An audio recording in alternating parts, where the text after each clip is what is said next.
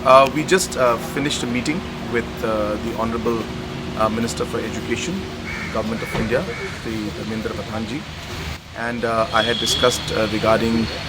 the Central University entrance test issue, which is becoming quite a problematic issue for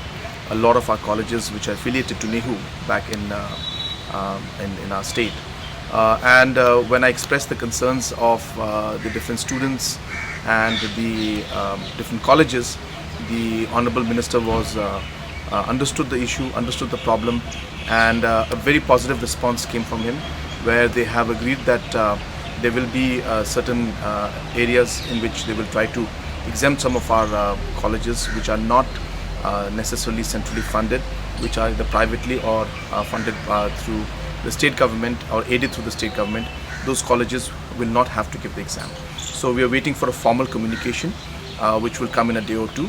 but a very positive response, and we are hopeful that most of our students who are studying or who plan to study in these colleges which are privately run or are affiliated or are funded or aided by the state government, they will not have to appear for this exam. And so